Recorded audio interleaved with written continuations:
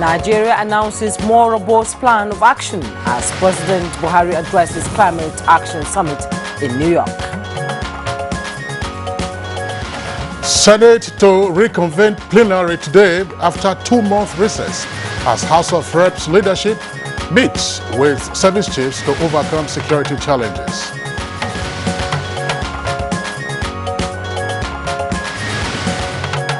Activities marking Nigeria's 59th independence anniversary begins today with exhibition.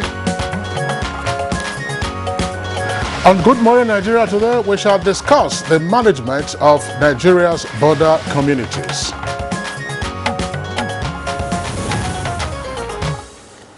Kingsley, since the partial closure of Nigeria's land borders a few weeks ago, there has been hue and cry in some quarters over the federal government's action. That's right, Jumai, but some key players on the nation's economy view the partial closure as necessary to safeguard the country from economic sabotage and more particularly insecurity. Exactly. Kingsley reports indicates that the nation's porous borders and crimes such as smuggling of people, arms and ammunition rise, used vehicle, fake drugs and other contraband goods into Nigeria.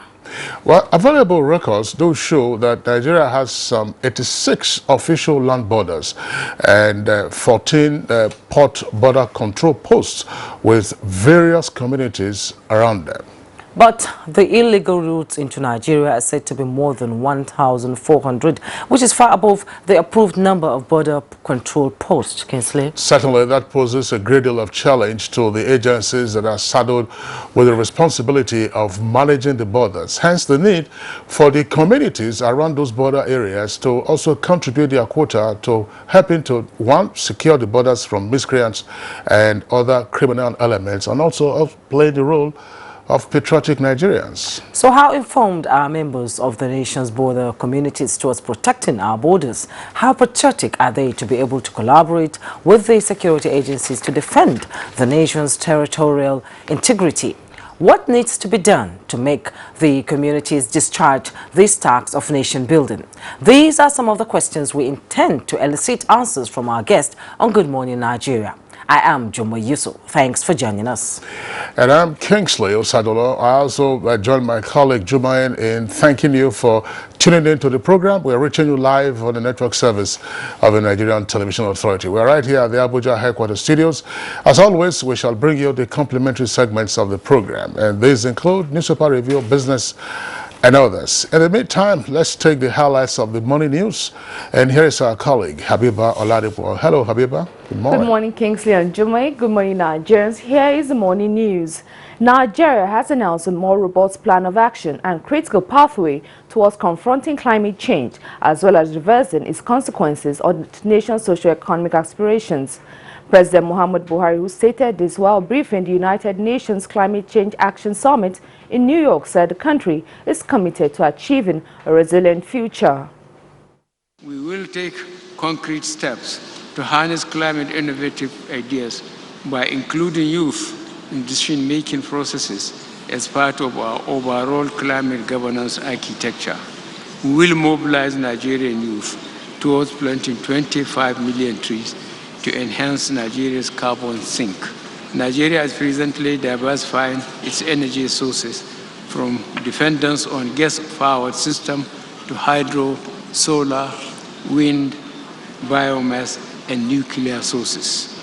Specifically, Nigeria is progressively working to realize 30% energy efficiency and renewable energy mix by 2030.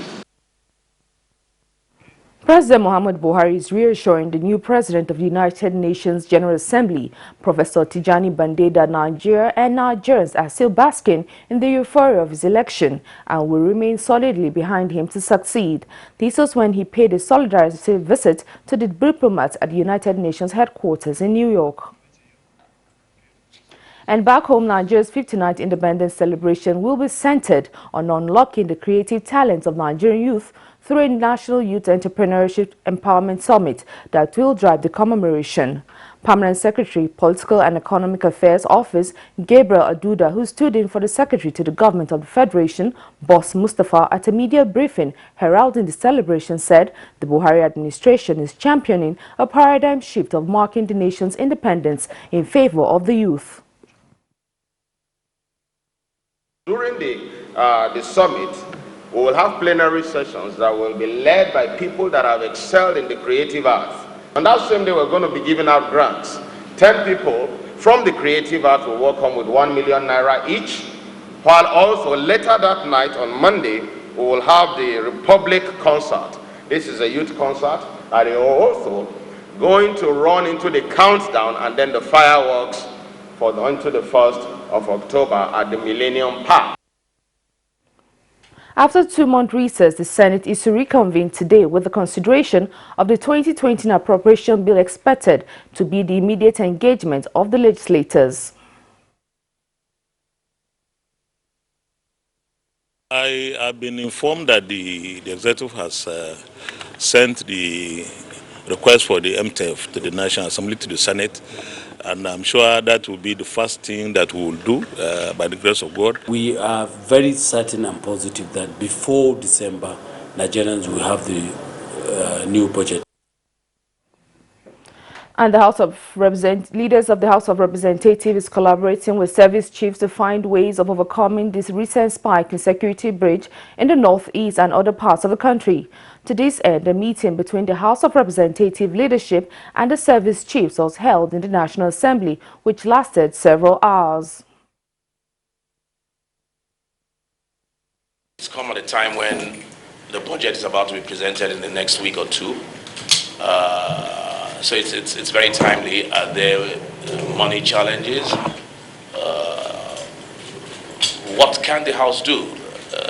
And that's why we're here. And I believe it's important that security is one of the major concerns of this government. And we have an obligation to arrest the situation wherever and whenever we can. Chief Justice of Nigeria, Justice Ibrahim Tanko Mohammed, says the challenges confronting the Nigerian judiciary in the last few years calls for a strengthening of the nation's judiciary. He stated this at the commencement of the 2019-2020 new legal year of the Supreme Court. If there are no credible machineries to enforce the law and resolve disputes, people instantly resort to illegal means. We must therefore appreciate the obvious act that justice is a handmaiden of true peace. As you can see, I'm very happy. I'm with my governor, my AG. So I'm very happy. We are producing the first senior advocate, like we did in many fields. Okay. So this is a testimony of what a Katsina person can do. The First Lady of Nigeria and Global TB Ambassador Aisha Buhari has called for more funding to fast-track efforts to end tuberculosis. She made the call during the UN high-level meeting on tuberculosis at the UN headquarters, New York.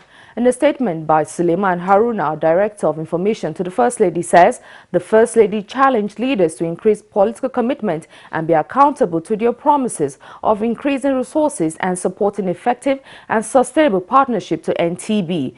Mrs. Buhari made reference to the last meeting of African First Lady on the sidelines of the African Union General Assembly in Addis Ababa, where she made it clear that TB should be integrated into the fight against HIV/AIDS that will harmonize plans relating to the two related killer diseases. Work at the Lagos-Ibadan rail project has reached advanced stage, as confirmed by key players in the transportation sector. Oyinaya Kaloka is in the Minister of Transportation's entourage for an inspection. The focus was on track.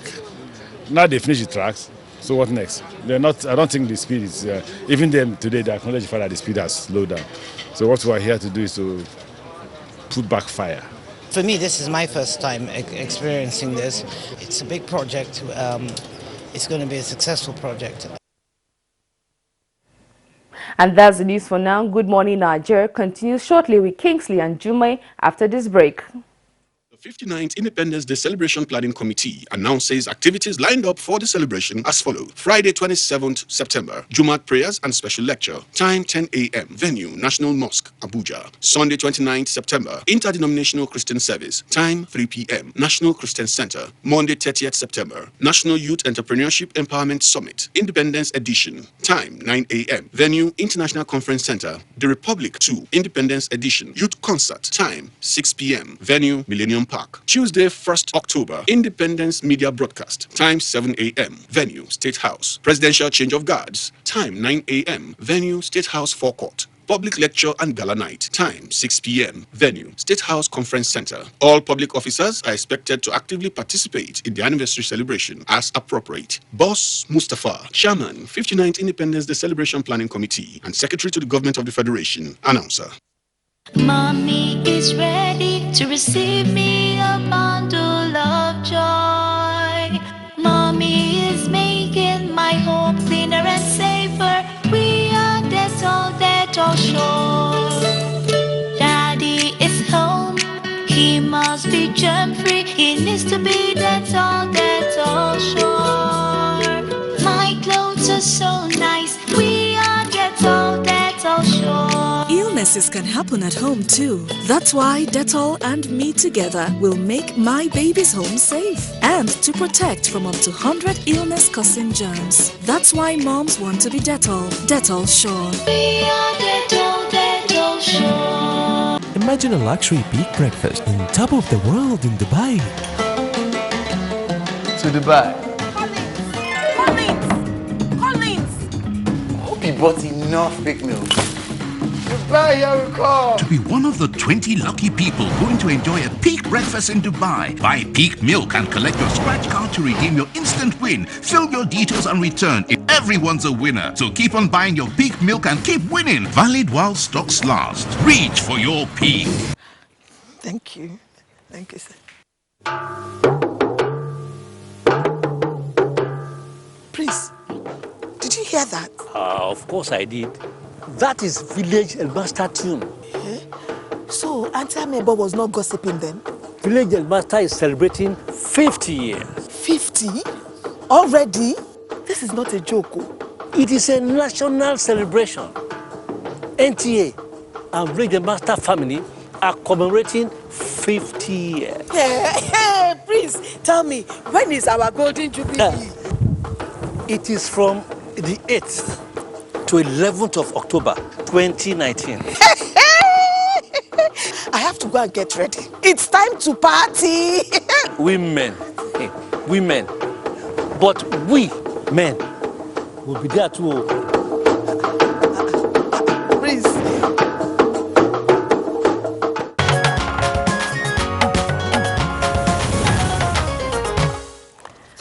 Welcome back. Let's now join Chimobi Walter in Nigeria with report on the stock market and the on business news. With about 40 million registered micro, small and medium enterprises in Nigeria, relevant agencies are harmonizing standards to ensure the Nigerian market is not proliferated with substandard goods from importing countries due to Nigeria becoming a signatory to the African Continental Free Trade Agreement. The harmonization, which is expected to create a level playing ground for small players in the market and avoid issues of dumping, will strengthen Nigeria's manufacturing sector. With the implementation of the national quality infrastructure, national quality infrastructure will allow them to prepare their goods to be competitive and for their goods to be accepted beyond Nigeria. SON also, as the National Standard Bureau, is leading in the harmonization of standards within West African sub-region and beyond in order to facilitate free trade of goods and services within the African participating countries. We are ready to assist whoever that wants to export. The Nigeria Extractive Industries Transparency Initiative, NATI, has disclosed that 28.58 trillion naira was remitted to the Federation account between 2012 and 2017. The remittances came from three major sources: mineral revenues, non-mineral revenues, and value-added tax VAT. This was disclosed in the agency's latest fiscal allocation and statutory disbursement audit report for the period 2012 to 2016. Apart from remittances to the Federation account, the audit tracked statutory allocations and their applications with specific focus on 9 states, 4 interventionist agencies, and 5 special funds. The essence is to examine funds received and their utilization. This latest allocation and disbursement audit is the second by NATI. In the meantime, investors lose 20.16 billion naira as Nigerian Stock Exchange All-Share Index dips by minus 0.15% to open the week negative. Here is a graphic representation of closing figures on the floor of the Nigerian Stock Exchange.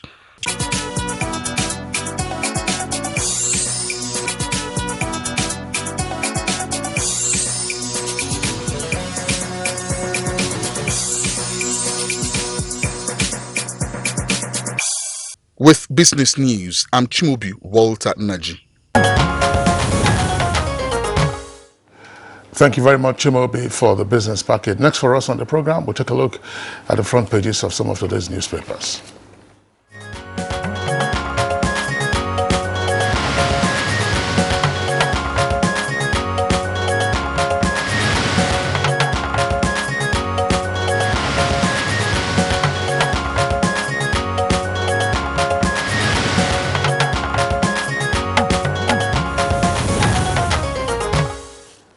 And our newspaper reviewer, Bayo Teobi, is in the studio.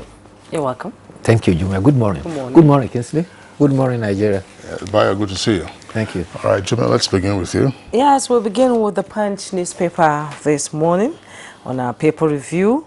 Above the masthead, CBN, FRCN, that's the Financial Reporting Council of Nigeria, sanctioned 4 banks for money laundering. Others, you find that on page 27. Tinubu Oshomole El-Rufai's 2023 campaign poster spark debate. You find that on page 20. 9.6 billion judgment. Federal government team in 4-hour talks with lawyers. You find that on page 8. Boko Haram plans attack on Zamfara. Commanders ready. That's coming from the police. You find that on page 13. And just below beside the masthead, we didn't finance APC campaign with 90 billion. That's coming from the Federal Inland Revenue Service. You find that on page 44. Tribunal sacks Benue Assembly Deputy Speaker. Lawmaker reacts. That's on page 44. Just below the masthead of the Punch newspaper, substandard private schools rise. Government neglects supervision. You find that on page 2. And with riders, private school owners engage in underhand dealings. That's coming from a professor. And schools employ secondary school leavers. Pay them 4,000 naira. And the picture story there, scenes of an accident on the long bridge along the Lagos-Ibadan Expressway, Ogun State, on Monday. You can see the injured people there. And just below the picture story, Kano Sharia Board destroys 196 400 bottles of beer. You find that on page 10. Herdsman killed Plateau community leader. 2 orders. That's on page 21. Gunmen abduct 13 residents along Abuja-Kaduna Highway. That's on page 21. And at the bottom plate of the Punch newspaper, Kaduna governor fulfills promises, enrolls son in public school. You find that on page 10. Naval commander's mother, military quizzes suspect, tightens security. That's on page 20. And judiciary under financial bondage. CGN laments. You find that on page 45. Kesley. Okay, now let's take a look at the Nigerian Pilot newspaper. Nigerian Pilot just below the nameplate, it says federal government laments, says 15 million Nigerians searching for white-collar jobs. Details can be found on page 5. And on page 8 in greater detail is the story, what we told Fulani herdsmen before thunderstorm killed 36 cows. That's according to the Monarch. Now, how banks defraud Nigerians. You have 3 riders to that headline. Secret deals of top 6 banks exposed. CBN accused of complicity in the dealings. Nigerians demand reversals of charges. Now, how banks defraud Nigerians. And Bayo, they will see that Nigerian pilot has left out the exclamation mark this time around, out of this. So that's a welcome development. At least it's sort of short. I think it's a typo error that I did show. It's not an exclamation mark. That's actually a bullet point for the rider. You can see 3 of them there. Can we go back to the screen there? You can see that one. The first one says secret deals of top 6 banks exposed. Below that, you have another rider, CBN accused of complicity in the charges, and the Nigerians demand reversals of charges. So kudos to Nigerian pilot for taking down its exclamation marks after its headlines for the late story. Now, you see the traffic now on the end of the Kefi-Abuja Expressway. Of course, that took place yesterday. It's a perennial nightmare for persons who live on that axis. Now, Kogi teachers cry out over non-payment of 39 months' salaries. That's page 13. Why federal government must support SMEs, according to Shibajo. And OPC rescues 14 abducted passengers in Osun State. Now, traffic gridlock. Task force appeals to military to free Abuja-Kefi Road.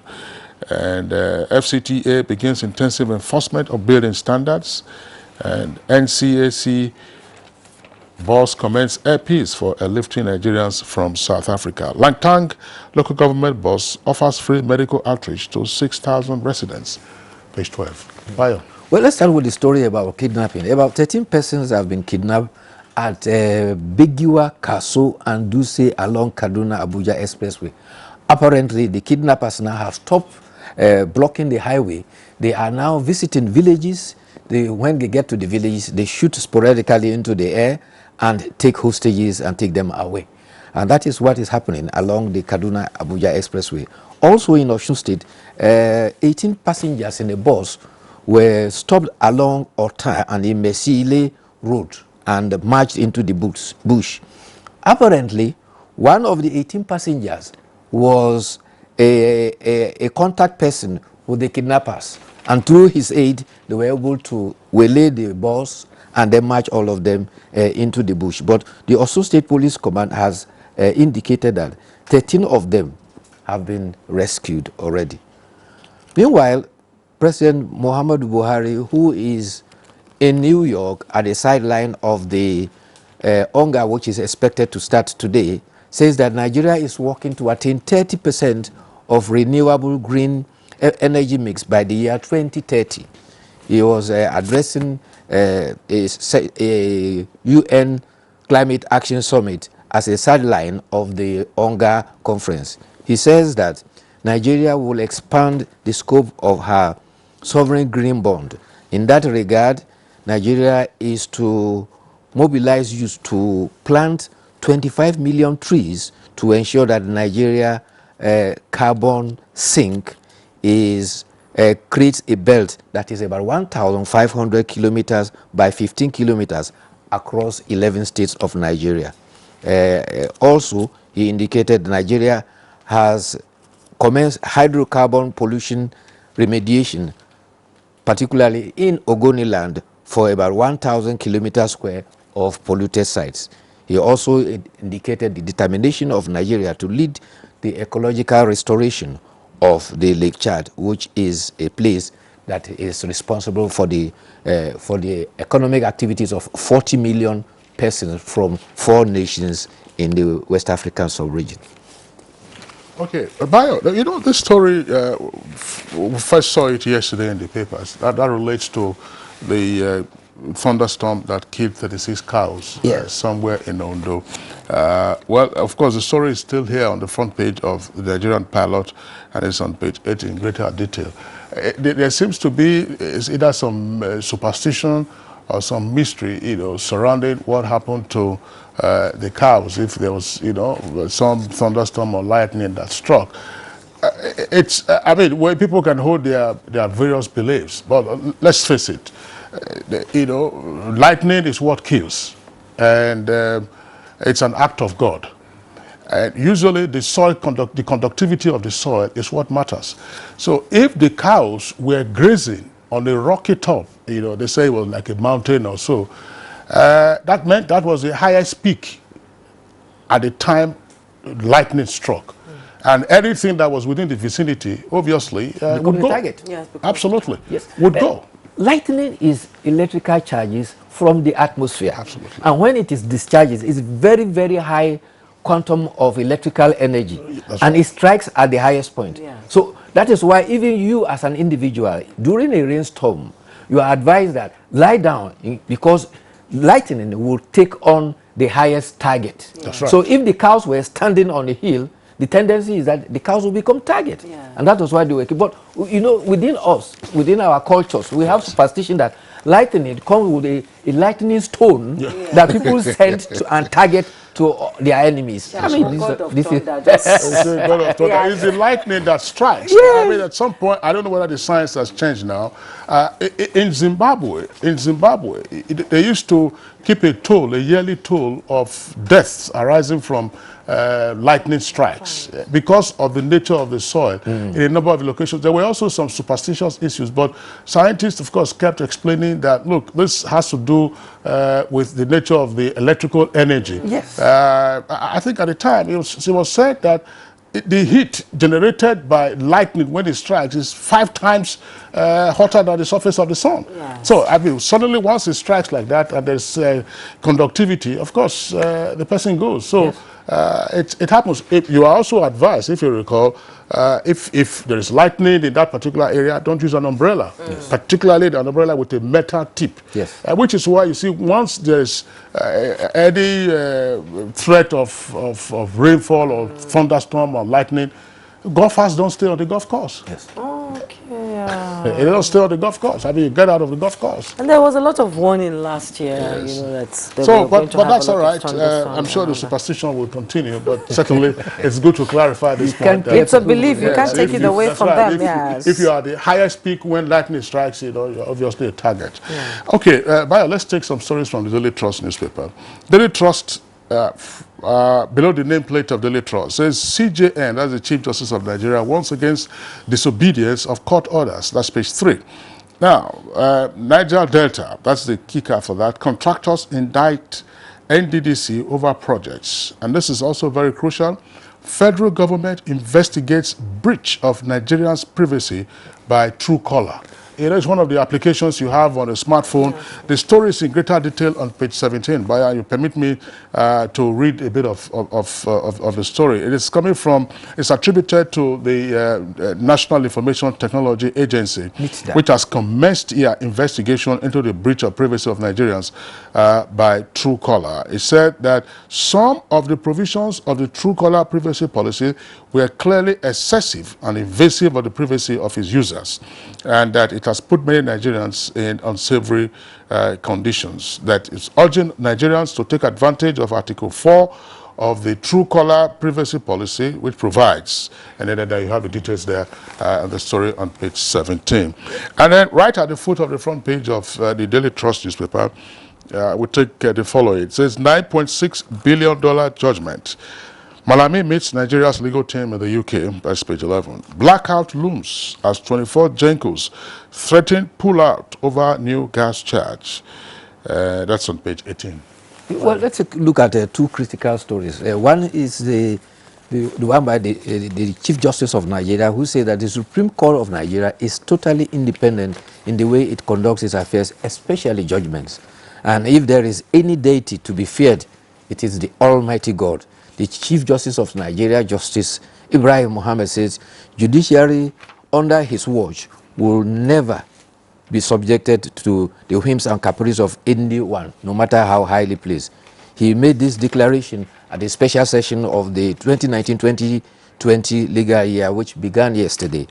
He admitted that the judiciary faces myriad of challenges, but assured that he will leave behind a justice system that will be the pride of all Nigerians.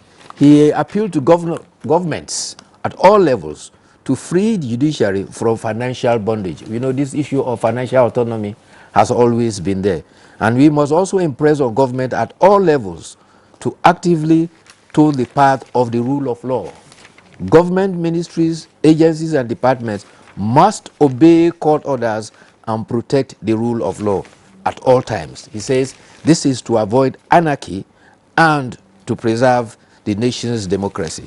He says all binding court orders must be obeyed. Nobody will be allowed to toy with the court judgments.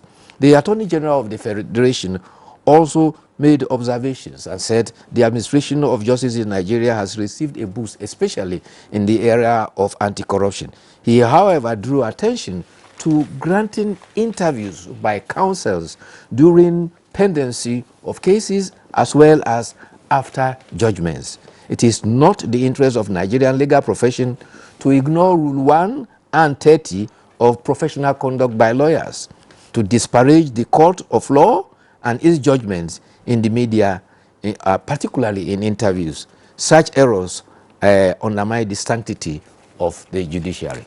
You recall we have drawn attention to this a couple of times. That's right, boy. Some councils, even issues they are supposed to canvass in courts, they will come outside the court and will be canvassing. Most often than not, they put across their opinions that were not even canvassed in court. And that tends to create a lot of dilemma for people who are listeners on radio or viewers on television, because rather than the reporters concentrating on the presentation of evidence in court, they harp on interviews which are basically opinions of counsels. Yeah, that's right. That's right. But no doubt about that. I mean, the council, some council have had the habit of acting out precisely what His Lordship, the Chief Justice, spoke against yesterday at the commencement of the legal year for the Supreme Court. But we hope that members of the of the bar, will hearken to what His Lordship has indicated. If a trial is going on, your business is to canvass the case of your client in court. In court, unless there are circumstances warranting a comment, but certainly not on the proceedings going on in court. As you rightly said, the reporter's business is also to take his pen and paper and then report the proceedings of the court, not the opinions of counsel. But there's a different consideration when the trial is over, when the decision has been reached. Of course, you can give your opinion and say, and you do give your opinion respectfully, stating it, that this is what you think. If you go on appeal, you go on appeal, but without disparaging the bench that has issued this decision. Also, caution must be to our colleagues in the media, particularly when the case is pending, judgment is being awaited, and you run the documentary, syncing together interviews by counsels outside the court, which is canvassing an opinion. That's right. It goes a long way to undermine the integrity of the court. That's right. That's right, Bayo. And it is contemptuous of the court. Okay, Bayo, we're going to have to sign you off now, but I think it's important to also note this before we let you go. If you recall, last week there was a story of the serial killer who was strangling women, and the reports were more prevalent in Rivers, and he was said to be on the run. Kudos to the Nigeria Police Force; they have apprehended him. Yes, on his way to Akwa Ibom. Yes, they took him in last week. So it wasn't necessarily a case of ritual killing.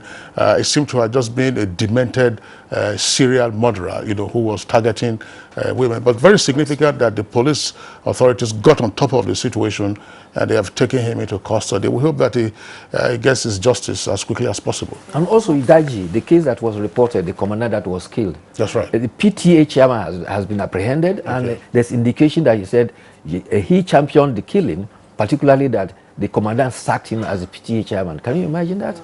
All right. Bayo, thanks a lot for being around. Thank you too. See you again tomorrow. Okay, it's Good Morning Nigeria, live on the network service of the NTA. We're taking a short break now. When we return, we'll deal with our principal item for discussion today, which is the management of Nigeria's border communities.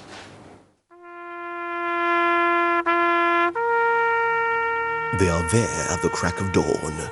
They are there busy preparing while we rise for our day. They are there silently, guarding, waiting, listening, and watching. They are there ready in the sky above and the waters below, in the blistering heat of the day, in the dead of night, willing, indefatigable, determined in the defense of the sovereignty of our country. They are our first line of defense and our last. They who have paid the ultimate price in defending us. They are fathers and uncles. They are mothers and sisters and girlfriends and boyfriends. They are brothers and cousins and best friends and neighbors. They are classmates, colleagues, and citizens of this nation. They are our defenders and deserve our respect, our prayers, our thoughts. Nigeria, please support our armed forces.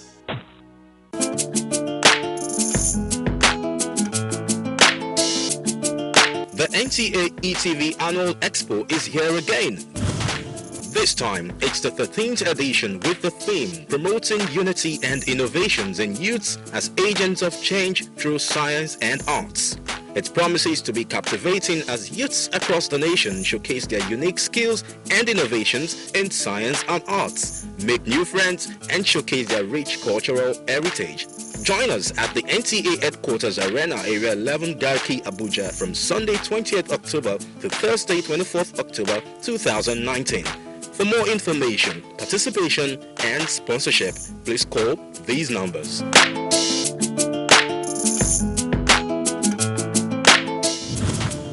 NTA ETV, promoting learning.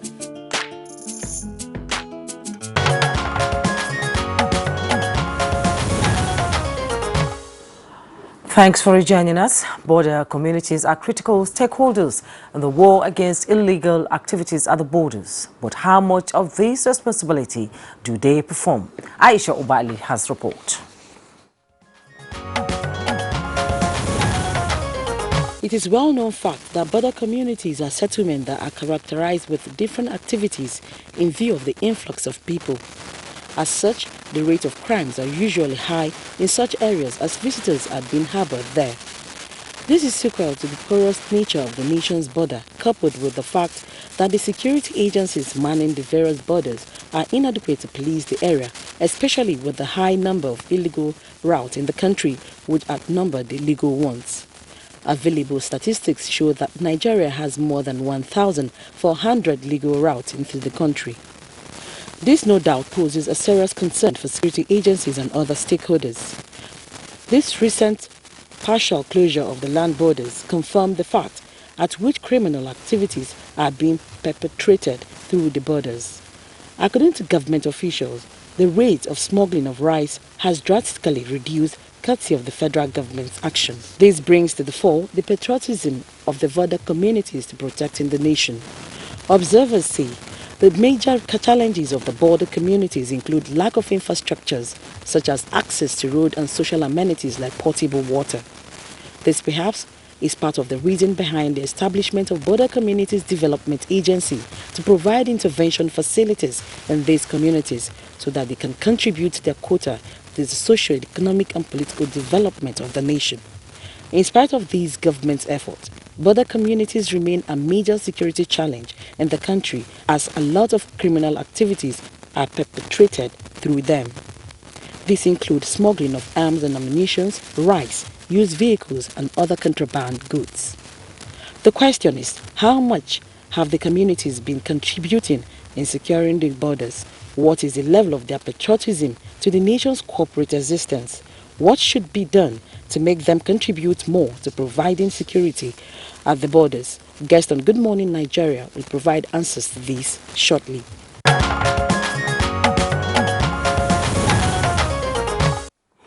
All right, thank you very much, Aisha Bali, for that background. We have guests with us on the studios now to discuss this issue in further detail, plus guests will be taken from Kaduna Network Center. First, let's welcome Mohammed Babandede.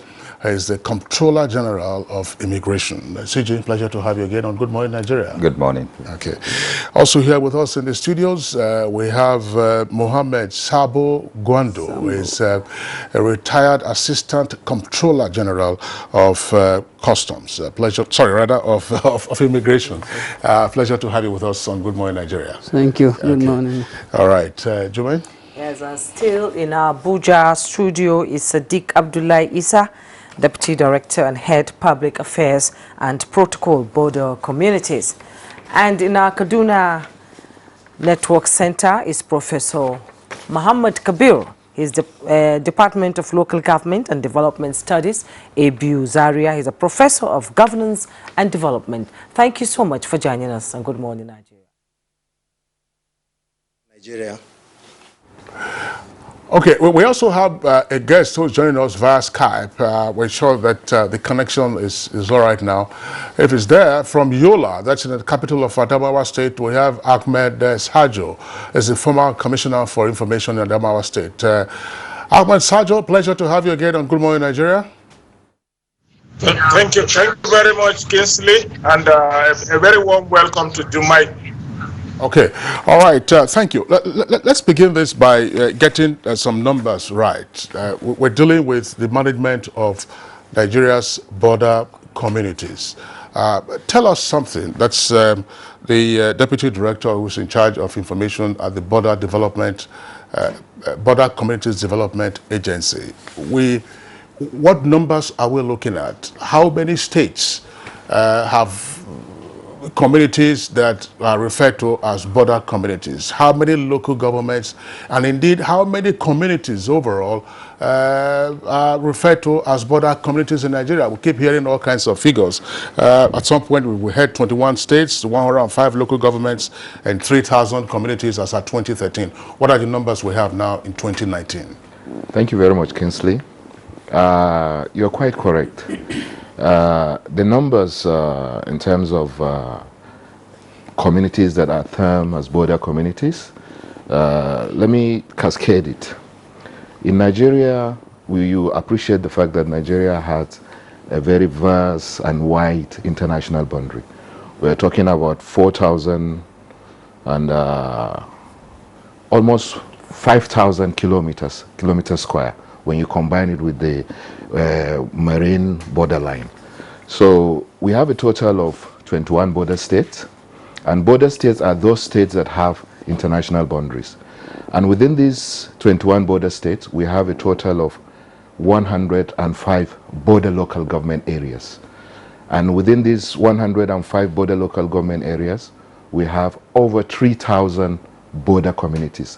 Now, a border community is a community that is situated tangential to the international boundary, 25 to 30 kilometers. The act establishing Border Communities Development Agency is not clear as to the range in terms of kilometers for a border community. But the agency decides in its wisdom to limit its activities within a certain range, but also in areas within a border state where there are ecological issues, we do go ahead and provide infrastructure or poverty alleviation programs in those communities. You know, most of these border communities, you know, get money, I think, by bringing goods in out. They pay tax, don't they? And what beats me is, why is it they are so underdeveloped? Yes. Not much attention is being paid to, you know, border communities. Yes, thank you very much. And I believe that is why the federal government in its wisdom decided to now create an agency known as Border Communities Development Agency in 2003. Even though our activities, the board was inaugurated in December 2009 and our activities kick-started in 2010. I believe that was part of government policy to address the issues of years of neglect of these border communities. So going forward, I would say BCDA, the founding fathers of BCDA realized the fact that these border communities are essential to the development of the country. Because I will tell you one thing, the enormous resources in terms of agric and minerals that are available in these border communities that is untapped is so much. And even in terms of human capacity, we are talking about 3,000 communities. We are talking about a population of now almost 55 to 60 million Nigerians, and From that, you will know that the population of border communities is almost equal to the population of so many African countries. So identifying the fact that there is a need to integrate these communities into Nigeria, that is why the creation of BCDA was necessary. And going forward, we are doing something about that. Okay, well, thank you very much, Sadiq. We'll return to you in the course of the conversation. Let's go outside now to Kaduna Network Center, where we introduced Professor Mohammed Kabir Isa, who is of the Department of Local Government and Development Studies, a professor of governance and development, and of course has done some extensive work on border communities. Professor Isa, give us a sense of what your findings are with regard to the state and status of border communities, as it were, arising out of the Berlin Conference 1884 to 1885. Thank you, Kingsley. What we have realized at the border communities, particularly from the Institute of Administration, where we championed a small baseline study, was the fact that there's an utter neglect and decay and backwardness, which we term as underdevelopment of the border communities in Nigeria. And this backwardness is in terms of, if you want to graphically capture it, in terms of like lack of roads, no access, no schools, no clinics. What you see instead is mostly the presence of like the immigration services, the customs, and to a large extent, police outposts. These are what you see as semblance of Nigerian authority. But these do not matter to communities. What matters to communities is rural water, rural health, rural, if you like, schools, and perhaps some form of government intervention to complement their economic activities. You will note that most of these rural communities are largely trading outposts, while some of them are large trading cities, or if you like, outlets to Nigeria and inlet from other countries. For example, you can talk about the Seme border, the Badagry area, Ilela, and so on and so forth.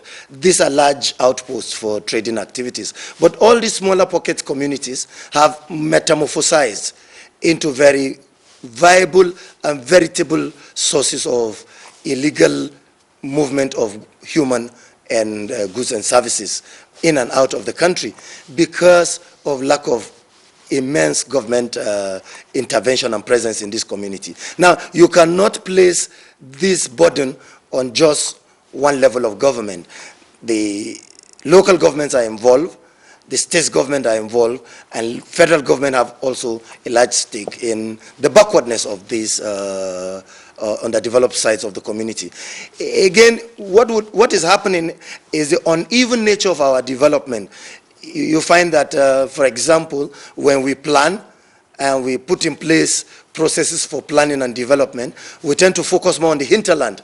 And even in the hinterland, we tend to focus more on the cosmopolitan areas, the metropolitan areas, the municipalities, and the urban areas. And there's utter neglect of rural areas. And the border communities fall within this neglect in terms of, objective scientific planning for development. So what we are experiencing is uneven development and backwardness, which has created backwardness. And this goes a long way back into history.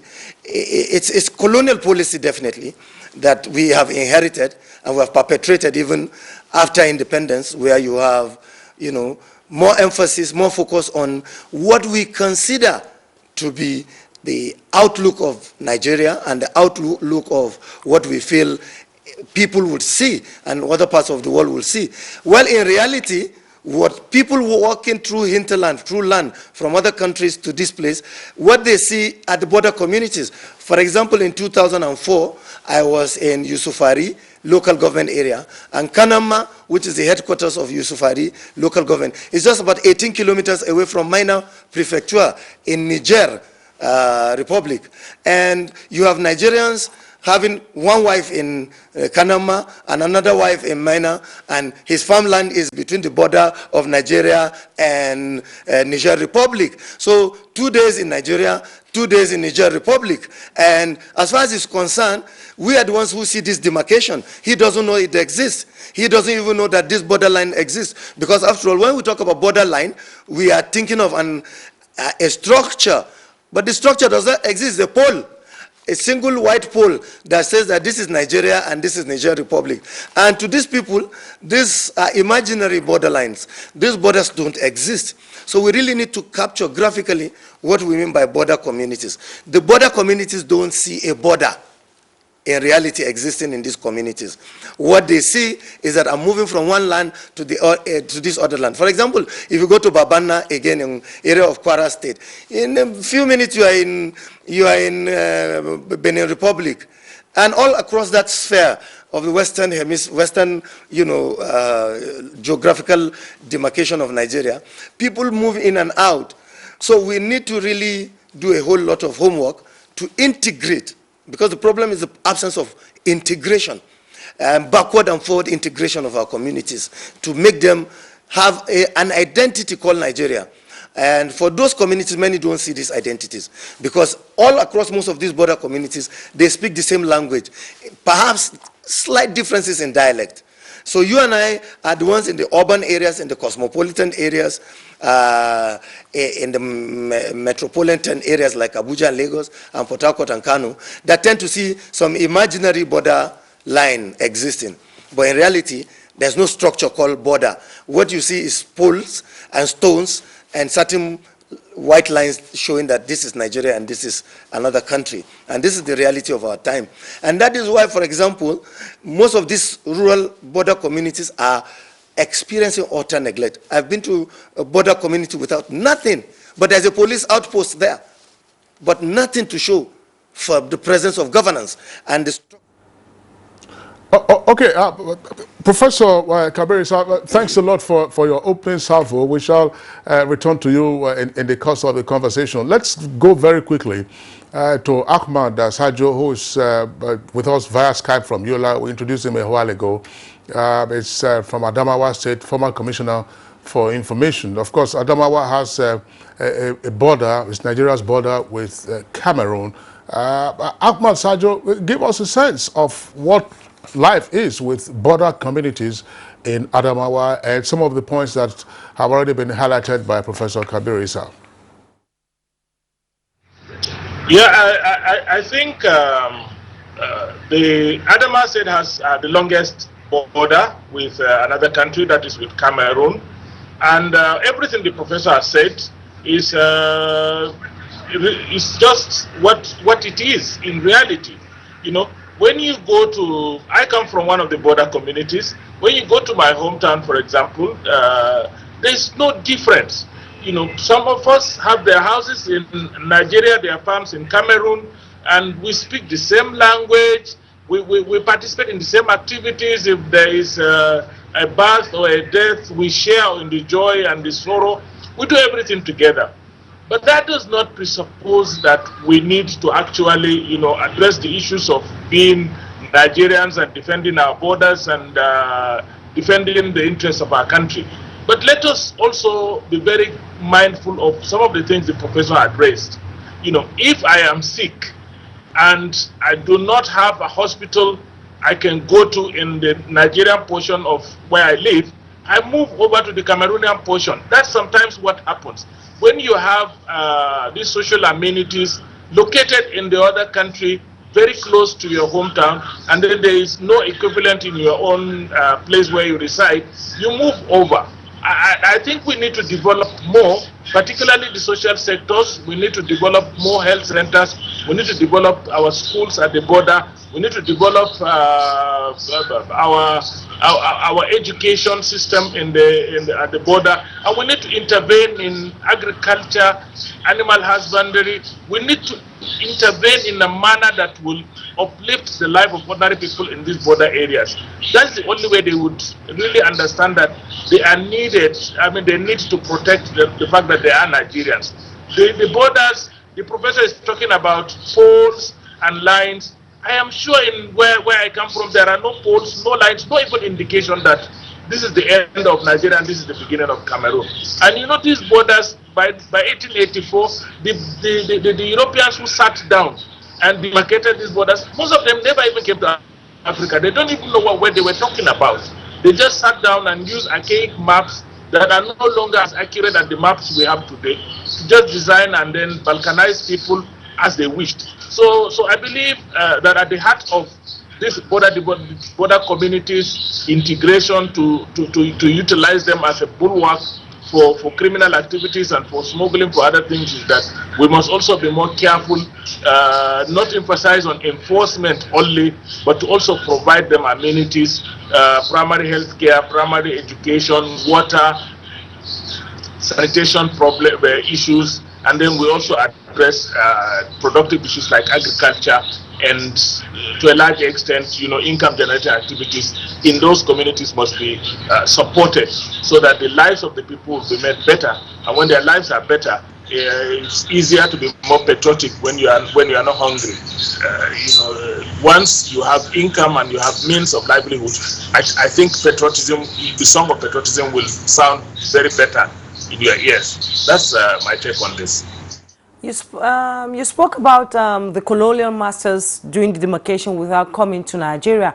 But the question is, how, if they did that, what was our role in ensuring that these border communities are well demarcated so that the people in the border communities can understand that this is Nigeria, this is Cameroon, this is Niger, this is Benin Republic? What have we done to do that? It's been a long time since independence. Juma, it's very difficult. Let me be very honest with you. You know, for somebody who has his house in Nigeria, his farm in Cameroon, what do you do to demarcate it? If you come to my place, you come to Koja, you would not even know when you have jumped over Nigeria into Cameroon. There is no way you can demarcate. It's just practically impossible to actually demarcate in the manner you're talking about.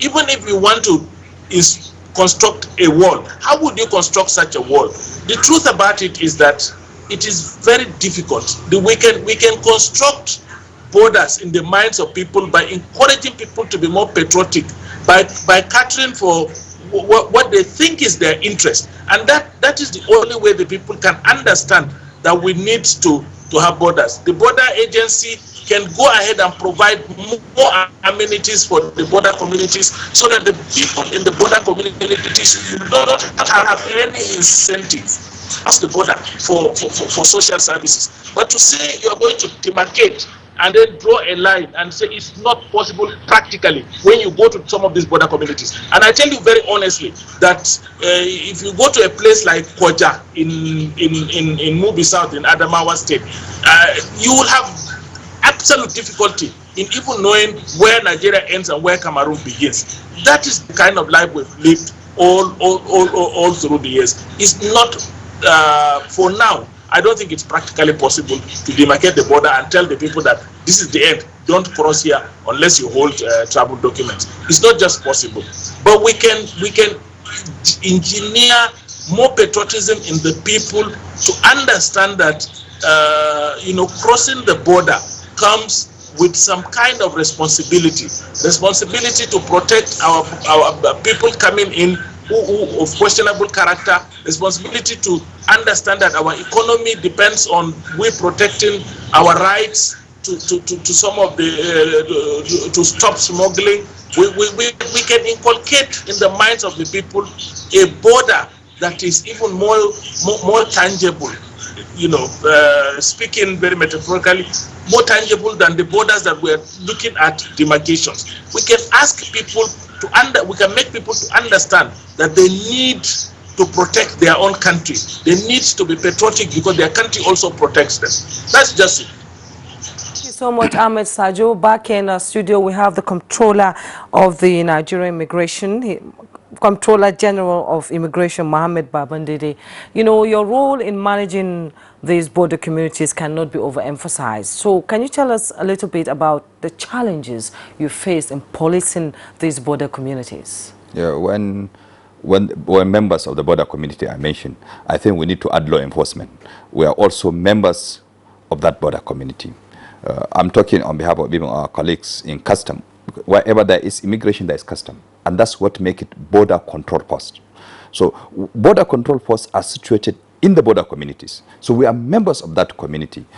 Whatever is required for the border community will help our job better.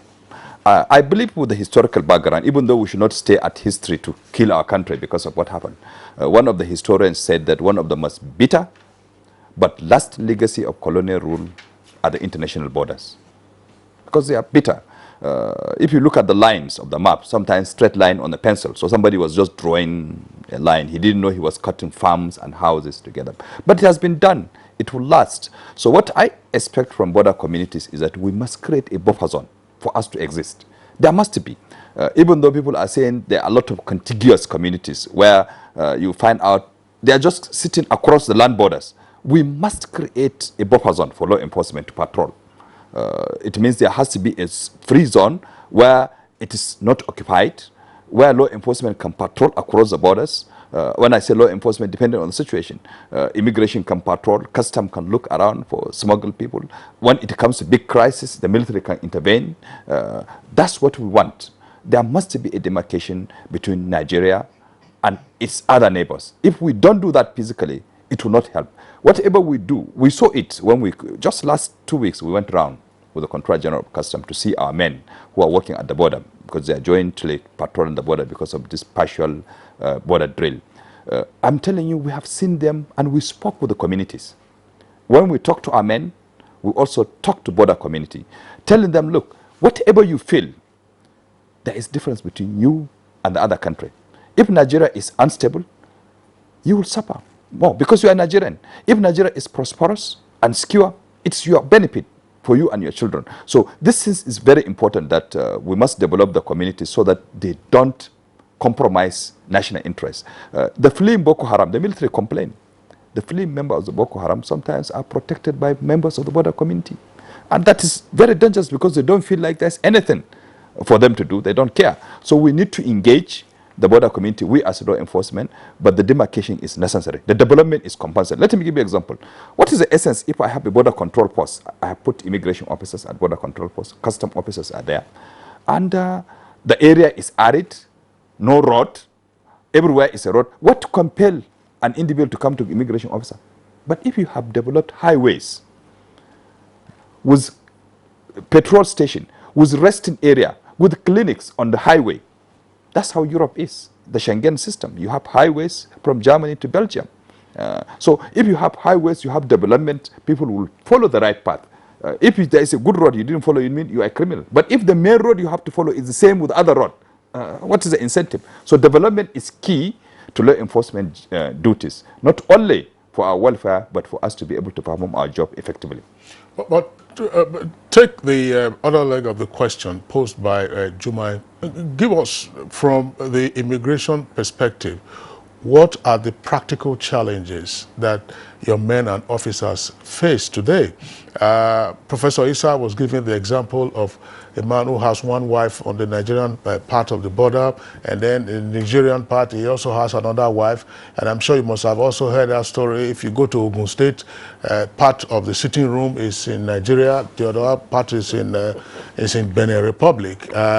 Juma is laughing. I'm not sure whether you are from the border community, but assuming you are one, I don't know whether your farmland is, in different locations. And Sergio has also given us that practical experience. I mean, how do you work in that kind of fluid situation?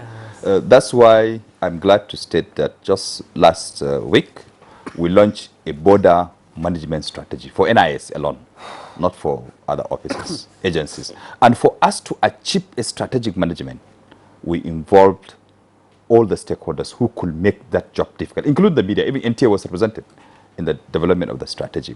What we are saying is that we must consider the real problem on ground, one of which is the issue of contiguous community.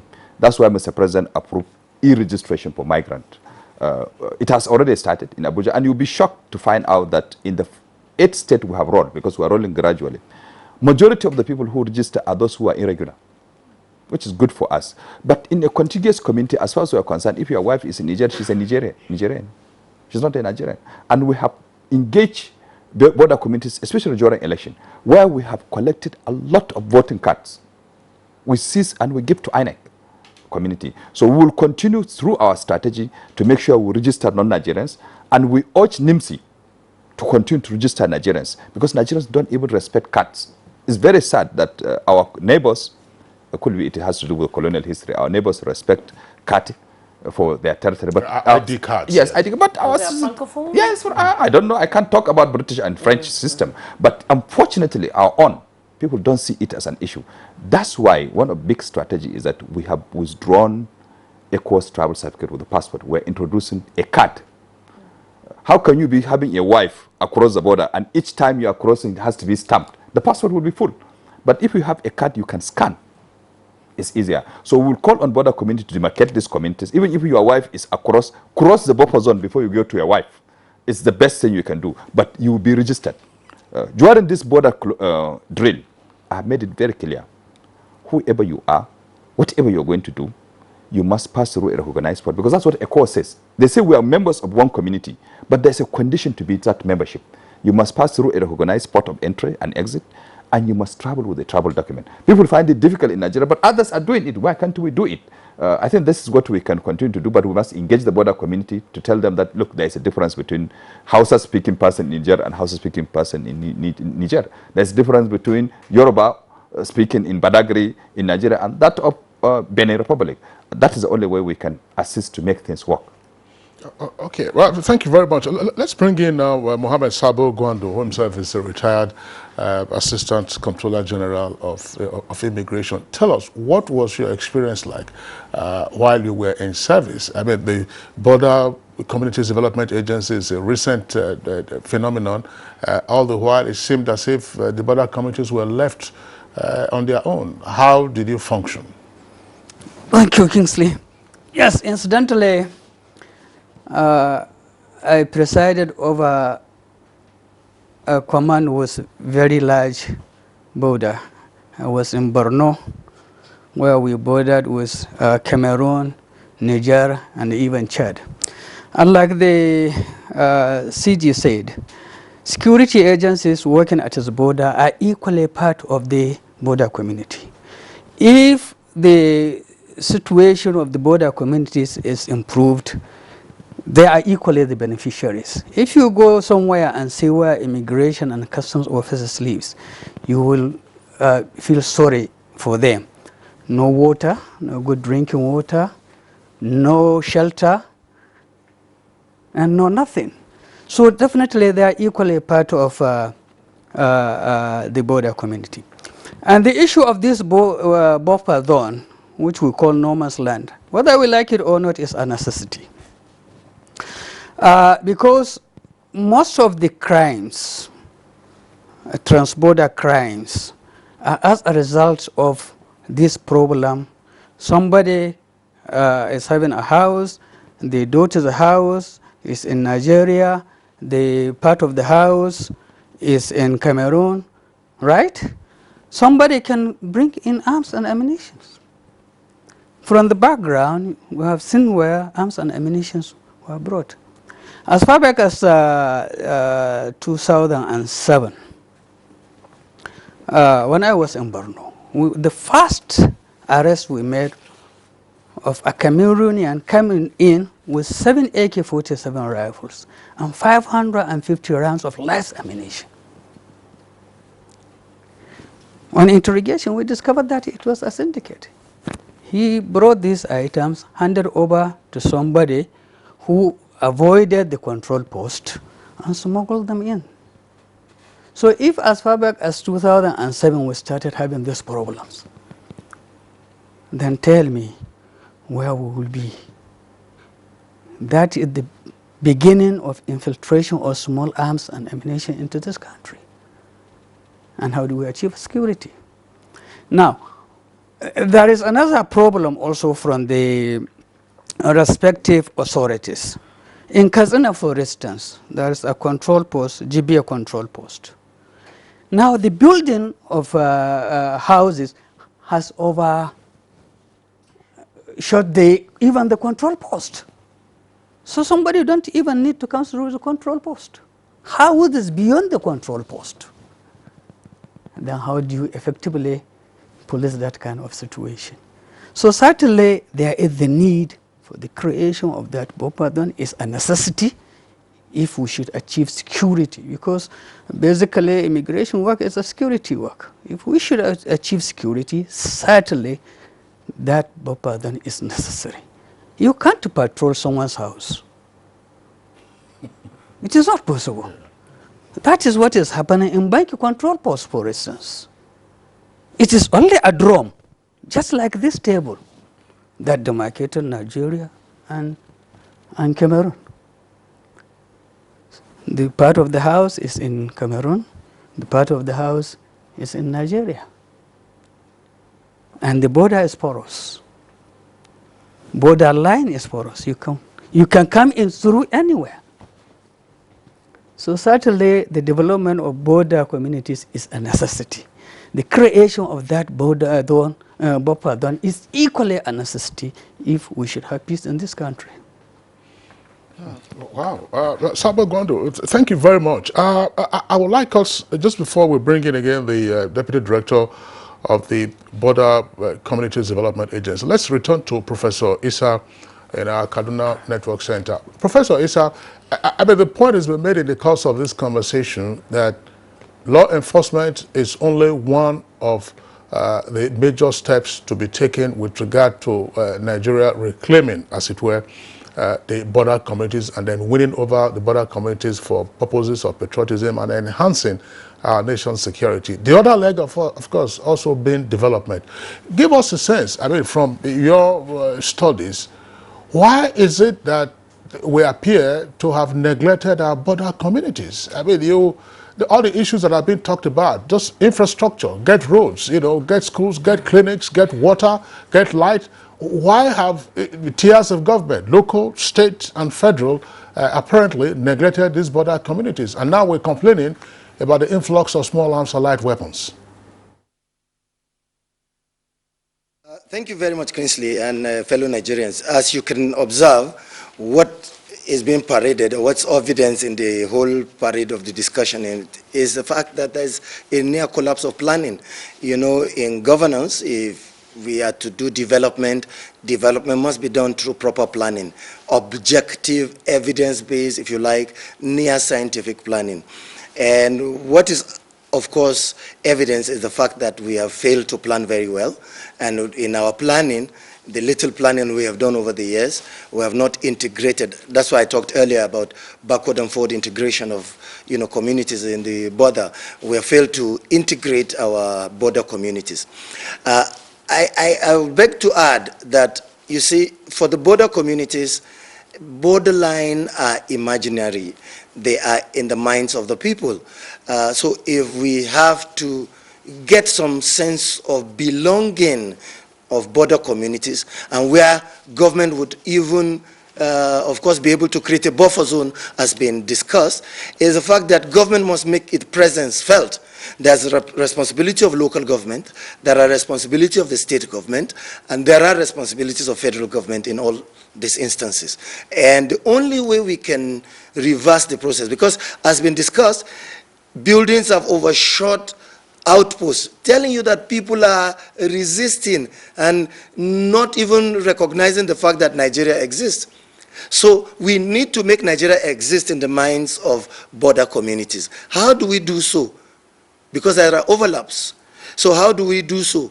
We need to invest in these very fast, in these border communities. And how do we invest? We create schools. We create clinics, very veritable, viable clinics, water sources. And then, of course, we come up with very good skill acquisition training, because a lot of these border communities are made up of youth. Of about the 56 million people they're talking about at the border community, 60% of them are the youth. So you have idle workshop of the idle mind readily available for smugglers and illicit traders and traffickers to invest in. And with little amount of money, they get these guys to work for them, and they work against their country. And so we need to reverse that process. Engage the youth in the border community. How do you engage them? get investment like agricultural value chain industries around the border communities, because large part of the border communities are agricultural areas. I've seen rice farms along River Yobe in the border area of Yobe State. And the bulk of the Adamawa State borderline, starting from Bruno, are mountainous. So we need to engage mountainous activities in those, like range and other activities. And the government is even talking about ranching. If you go towards the Mambila Plateau to Gembu area, what you need to have is ranching actually. Government need to create activities that will spur economic activities in those areas. And towards the western part, we need to also study those areas, look at what are the things that would engage the communities in those areas. Because we are failing planning. And planning means we must study those areas and then come up with viable, sustainable economic activities that would engage the people. When we do that, then we build Nigeria in the minds of border communities and build borders, real borders that will look like structures, like schools, like semblance of government, like, water sources, clinic, roads. And then you can now engage private sector to come and invest. Bring electricity to those areas. And when you encourage private sectors to build hotels, to build tourism in those areas, then of course economic activities will be spurred at the border areas, and then of course we would have a very sustainable and viable economic activities engaged in those border communities. Then we will build patriotism in the people, and then people in this border community would have something to cherish, something to protect, something to value.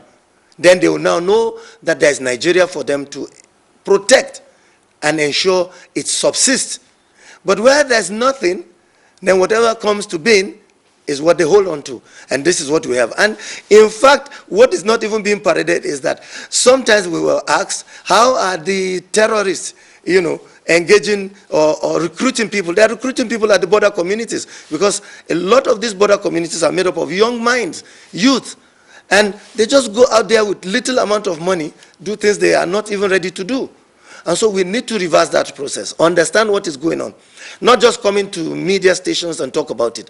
Real studies, intellectual academic studies that will bring out results. And then planning can ensue from that process. And then we now do objective, target-oriented interventions in these border communities that would also involve them not just as beneficiaries, but as stakeholders in the venture to create a Nigerian border. Then the idea of buffer zones will come in. Then these buffers will be reality. Because you cannot, for example, now go and destroy houses or destroy farmlands that are found along those borders without some form of recompense and without some form of engagement or some form of advocacy and social mobilization. This must take place before you even do buffer zone. As it is, there are no buffers. A majority of the border communities that we have. And so you can't police those areas. You can't secure those areas. And you can't even enforce any law along the border communities as it is, because there are no presence. And this is historical. It goes way back in history. This desire to create uneven development and underdeveloped areas and develop other areas is a character of colonial legacy that we have imbibed and we have not changed. So it's time for us to change this character and move the border communities to the next level. When we talk about moving Nigeria to the next level, the imagination is moving urban areas, moving municipalities to the next level. Next level must incorporate border communities so that they become part of Nigeria and have a semblance and a belief and a sense of belonging that they are part of Nigeria. As it is, it doesn't exist.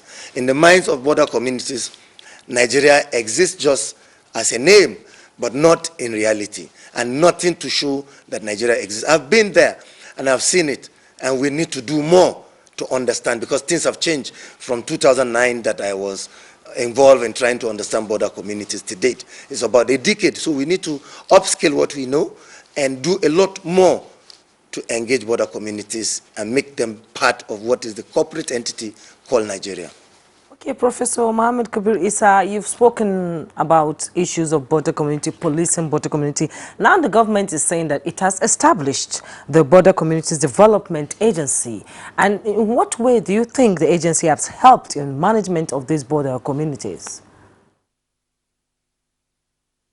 As you have been rightly told, that it was created in 2003, The board was not constituted until 2009, and it did not take off until 2010, thereabout. So what do you expect a commission that just started less than a decade or so, or less than 2 decades, to do with 3,000 communities, spanning over 1,000 for almost 500 kilometers of borderline? It would be like a drop in an ocean. And if you ask them what have been their budget line, what have been their line of intervention in almost less than 2 decades, you find that it will be like a drop in the ocean. And again, we must engage evidence-based interventions. That's my point. The world is going towards evidence-based intervention, reality, because interventions in the past is blanket, top down, and without actually proper understanding and appreciation of the reality on the ground. We need to cluster these border communities. There are urban areas of these border communities, and there are very, very rural, very backward areas. So their interventions will be different, unique to those areas. We need to have highways, major highways, connecting not just, Nigeria and other countries, communities on the borderline from beginning to the end. For example, from the western side of the border of Nigeria, you can create a highway from Badagry to as far as, Sokoto State, for example. And it will be good. That will create a very good, policing sector for the immigration services, for the customs, and even the Department of State Security Services that are also engaged in border activities as well, because they're involved in understanding trans-border movement. There's a lot of border activities going on that are illicit, illegal, and contraband. So when you create infrastructure that will both help the security agencies, it will also help the communities.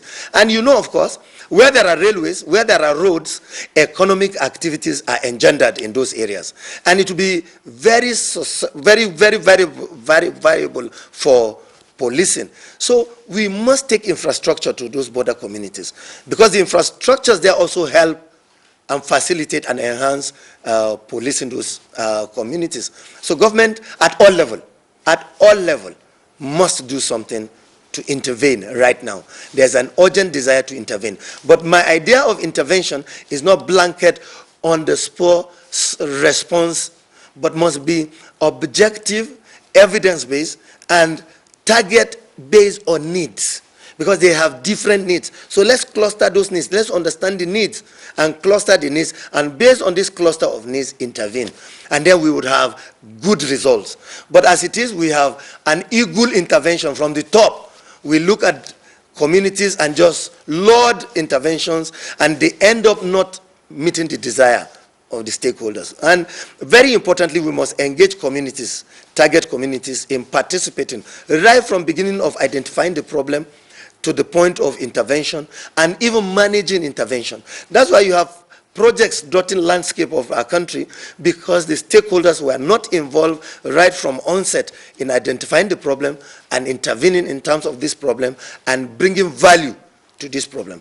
And then handing over the management. It's even good for government when communities are involved, they take ownership of this project. They identify themselves, because what we want to do is create a sense of belonging here. So you must involve the communities right from onset to get them involved in this intervention.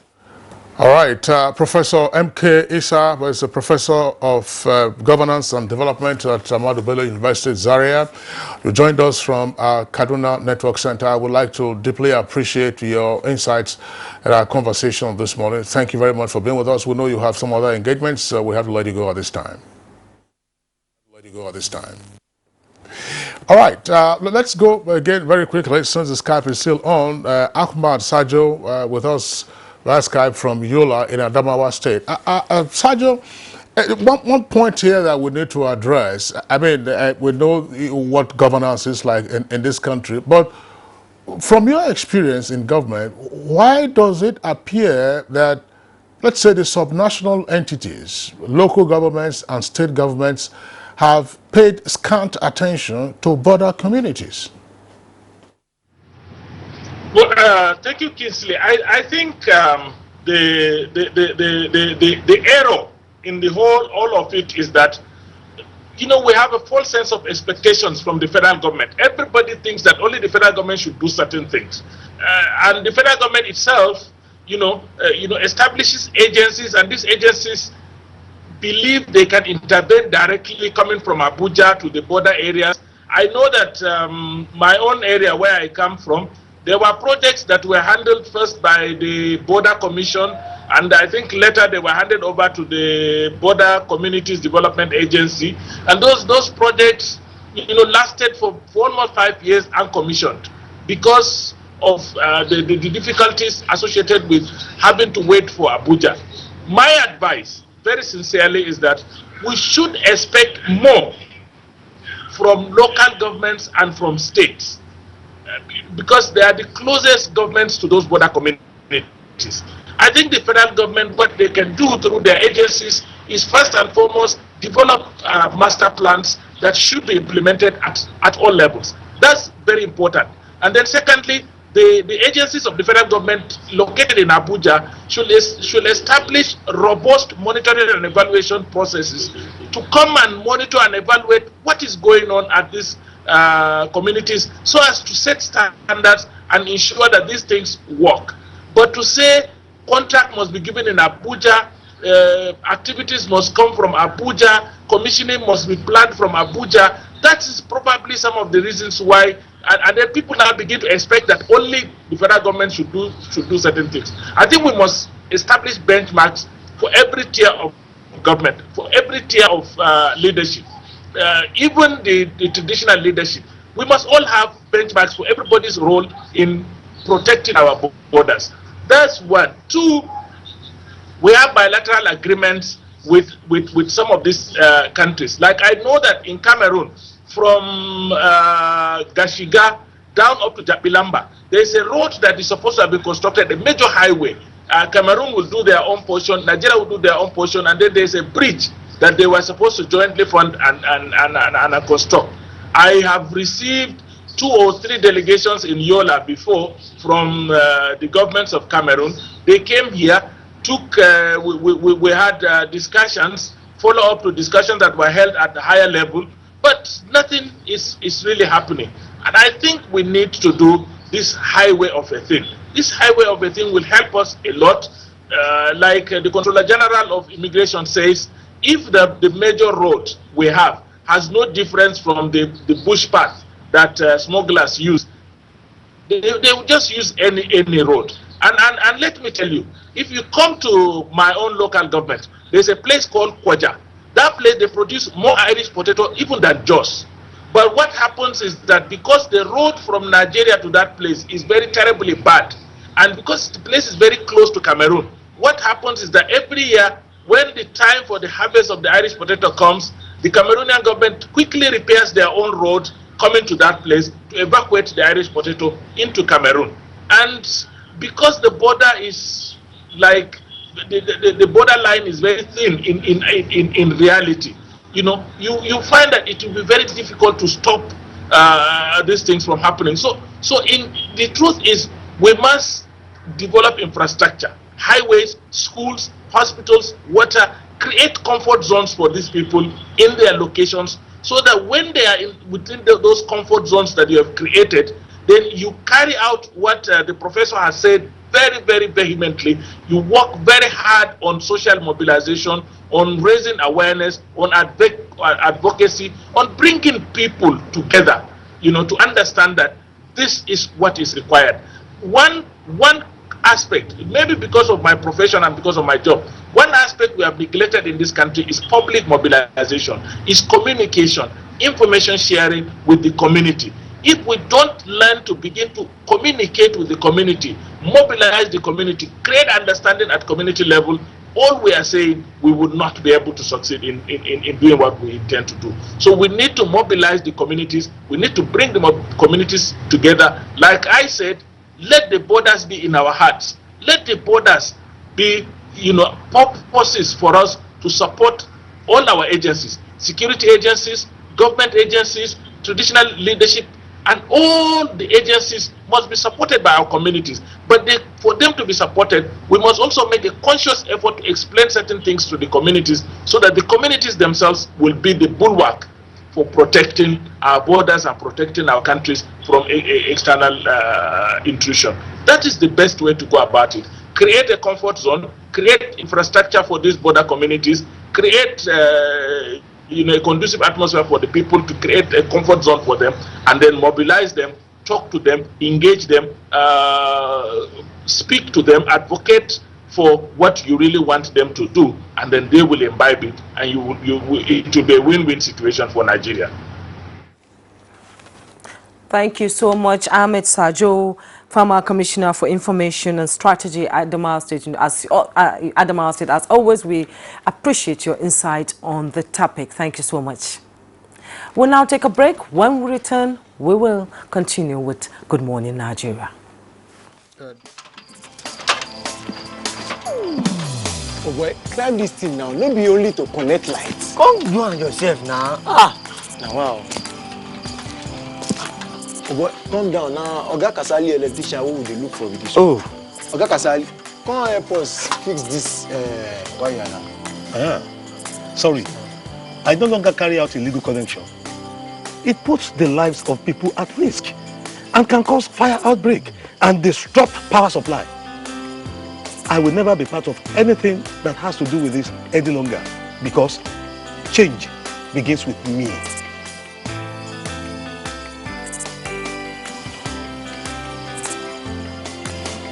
Oh boy, letting him talk makes sense. Oh boy, we could carry this ladder from off. This message is brought to you by the National Orientation Agency in conjunction with the Federal Ministry of Information and Culture.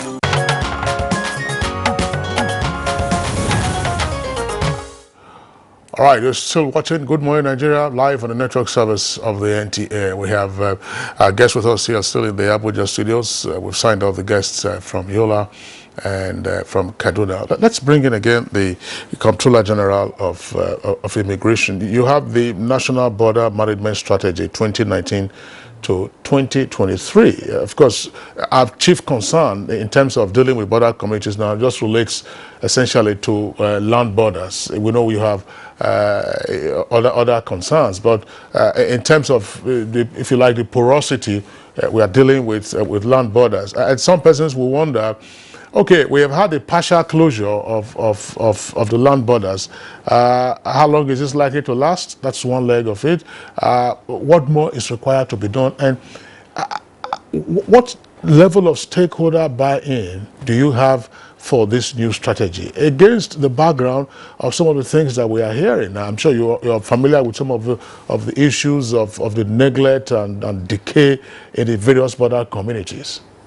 Yeah, you see, a strategy is a science. That's why I was worried when Professor felt that government is like a cowboy, that they jump into a project and just talk about it and go. Governance is not like that. I would like to assure the professor that even though we're not in the university, but we also do things scientifically.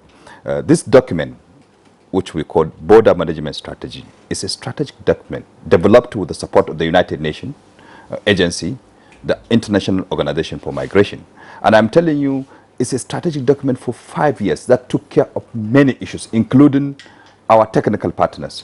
All persons were involved in development of this strategy, including the military, the police, other law enforcement security agencies, the DSS, including the media. NTA was represented in the development of it, and also civil society were involved. So when you want to develop a strategy, this strategy is not for the Nigerian border management, it's for the Nigerian immigration border management strategy.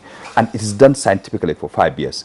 What we are saying is that we should be able to control persons coming to our territory even before they come to our territory, which we call virtual border control. And this is scientific, using technology, through advanced passenger information, through visa control. And at the point of entry, we should be able to control them, take them biometrically. You will agree with me that our borders, when you enter our borders, we don't take your fingerprints, we don't take your pictures. This is what we have started already. We have deployed the technology in Kano Airport, we have deployed in some land borders, and we'll put it in all our borders. We have also developed a border strategy after entry. Many people thought that if you have crossed the border, that's the end of the story, but that's not the end. The internal issues you will do to control persons is sometimes greater when you have a border with many opportunities for people to enter without coming through the appropriate point of entry. The migrant e-registration we're doing is a after control strategy so that we capture everybody involved. But one good strategy which I want us to understand is that we cannot do it without the community. You must involve the traditional rulers, you must involve the border community, and that's what we're doing. In all the places we are flagging out, we're involving the state governors, we're involving the traditional rulers, so that Nigerians should understand that there's a difference between Nigeria and their neighbors. I don't want people to agree that because it is contiguous, that you believe that you belong to Cameroon. It's not true. You know very well that you vote in Nigeria. You know very well that all your lifestyle is in Nigeria. And many Nigerians have been returned from different territories, which were neighbors. So please, I want us to accept that Nigeria is a key issue to our life as a Nigerians. We cannot be able to control entry of a person until we feel that your neighbor, that your wife, that your sister across, she's not a Nigerian. And the best thing to do is through a strategy, providing a buffer zone. We must have that buffer zone so that we can survive.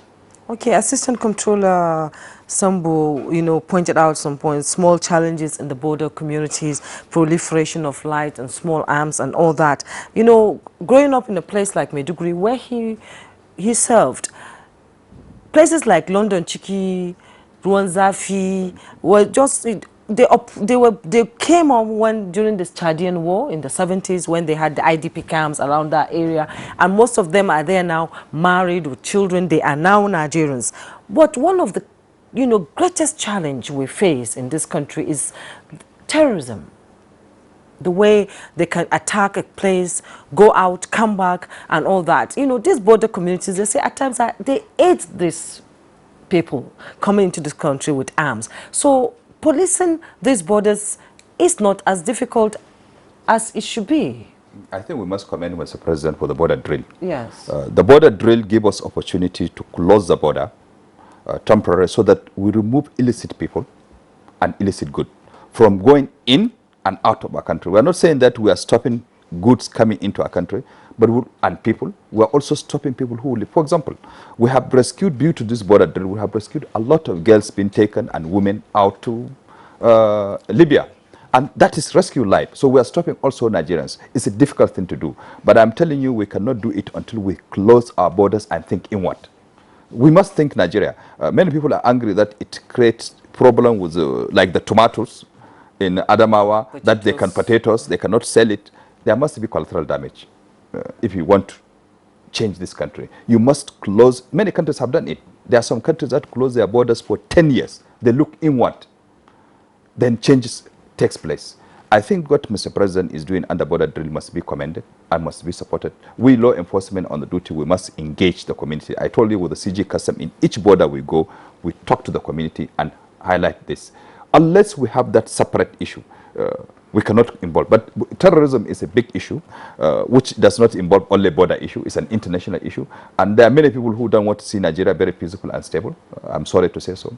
This country has great potentiality. This country is one country that has human resources, has natural resources. And unless we decide to sit together, we cannot be a great nation. So we cannot allow ourselves to be pulled by others, creating instability, creating tribal and religious conflict among ourselves.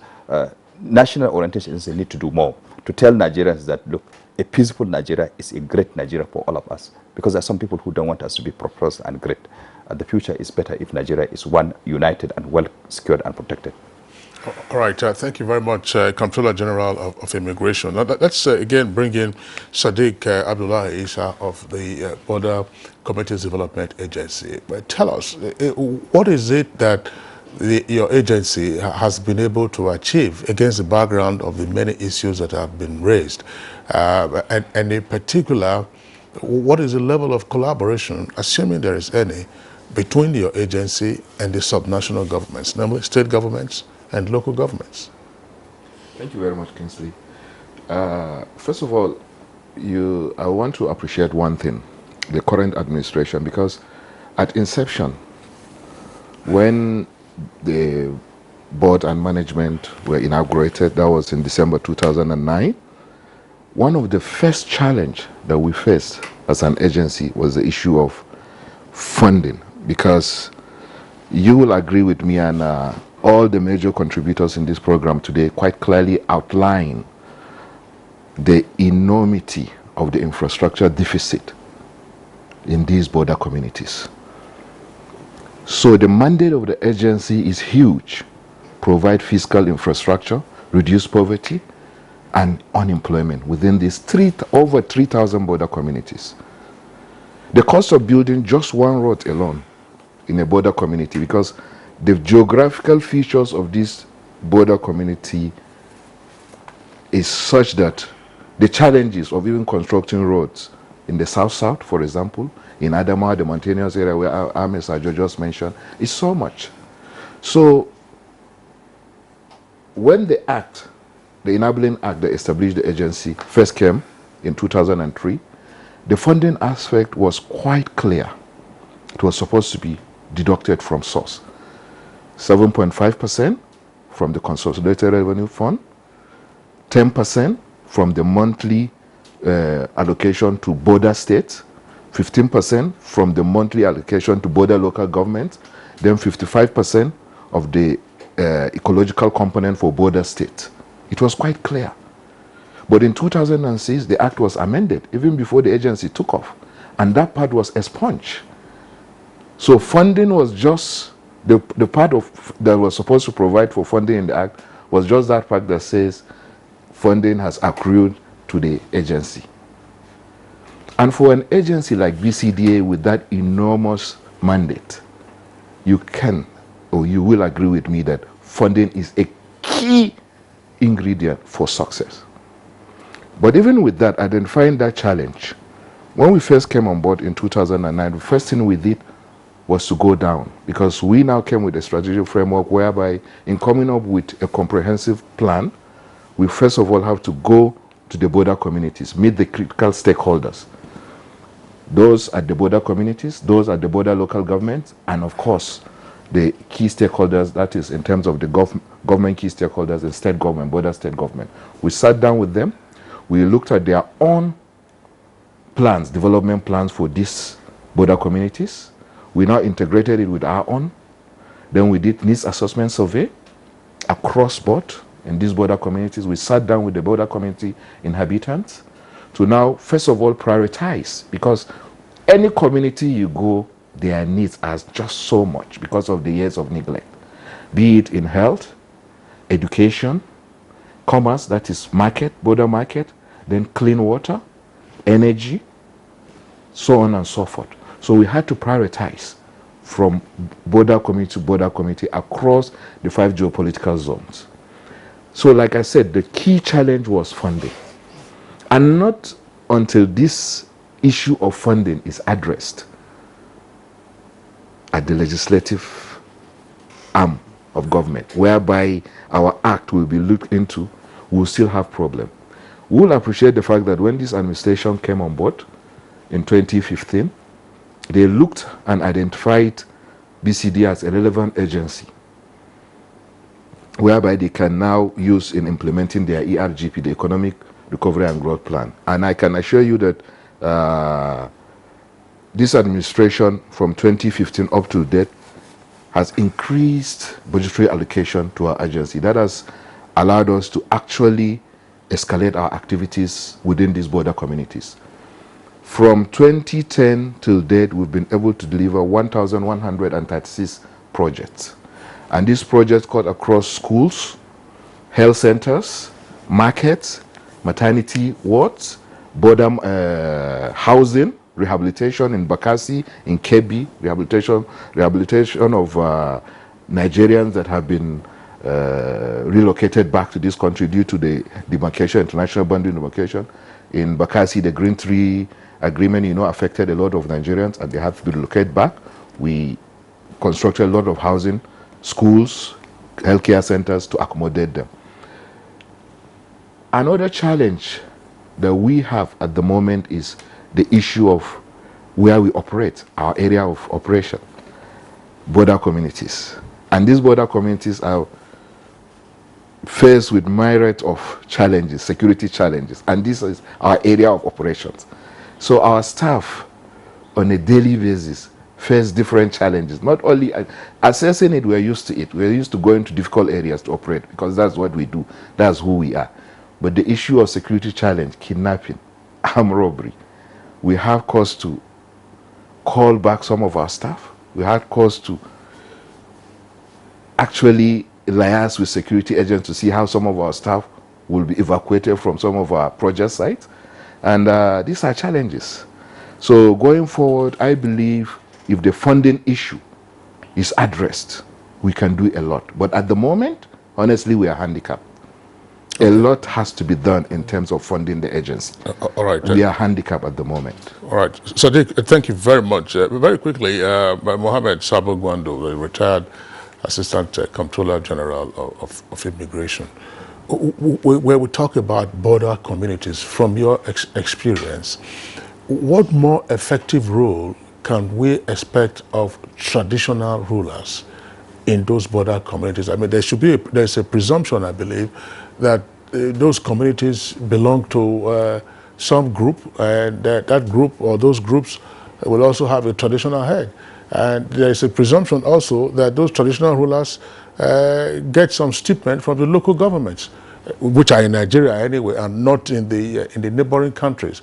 From your experience, what can the local governments, what can the traditional authorities do much better that they are not doing now or were not doing in the past? Thank you, Kingsley.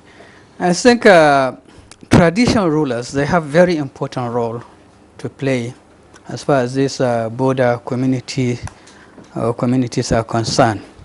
In the first place, they are very close to the people. So mobilization, like I recall the Controller General mentioning the National Orientation Agency that has a lot of work to do in enlightening our people and so on and so forth. Traditional institutions are closer to the grassroots. So mobilizing the people at that level can be achieved through the traditional institutions. Equally, the local government as well has a very big role to play. Most of the cross-border crimes that we are having, if traditional institutions are involved in educating, in enlightening people, in monitoring even the people, I think can be reduced drastically, because they live with the community, they know the problem of the community, and they can reach out to the community, and they have a respect from the community. Sabo Gwando, you talked about monitoring. I would like you to focus on this still. Look, when we recall what happened during the colonial era, I mean, the DO wasn't a magician. He got his reports right from the grassroots, from the traditional authority. They made reports to him. Why is it that there appears to be that failure now?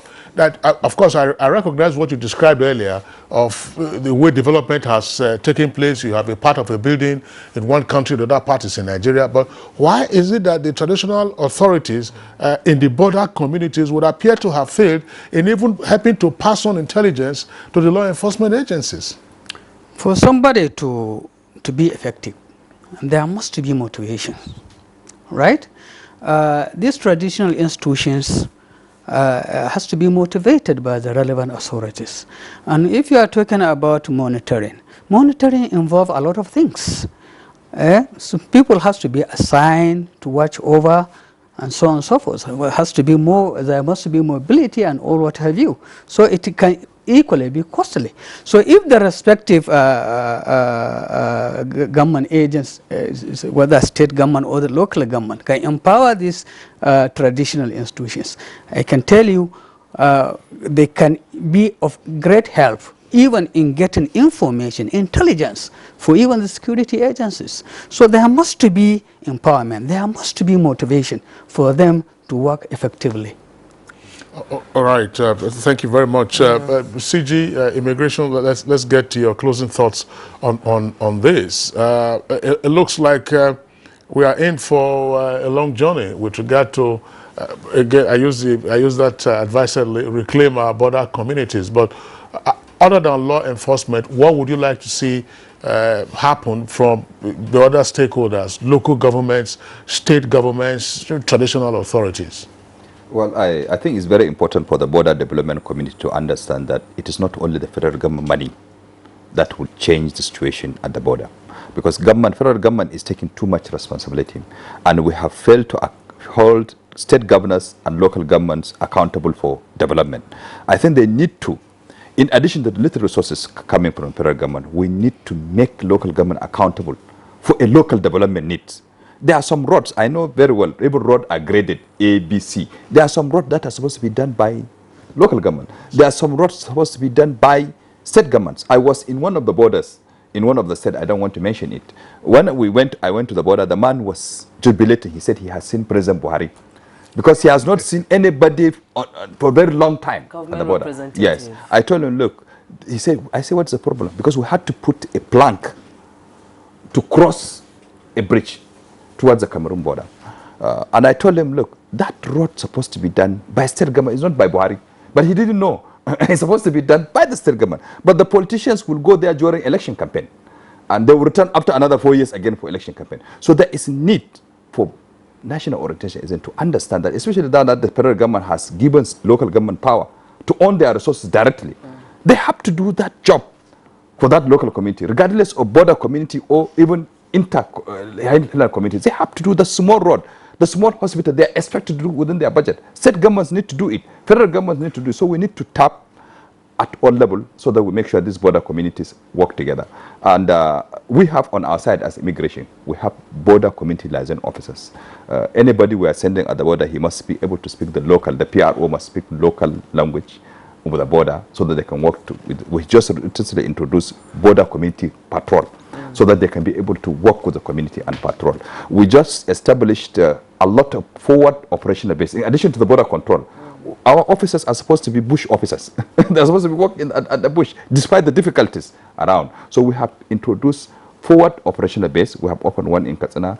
Next week we'll open in Ogun. The idea is for officers, 30 officers, with a patrol head to occupy a base, which is away from the city, in the bush, so that they can do patrol, work together and be changed regularly. So what I'm saying is that border communities, whatever we like, whatever we'll say about it, they should understand that Nigeria is greater than their neighbors.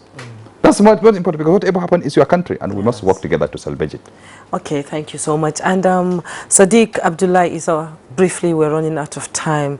What way forward for the border communities? Yeah, the only way forward is, just like the Comptroller General identified, for active participation of the other tiers of government, the local government and the state government.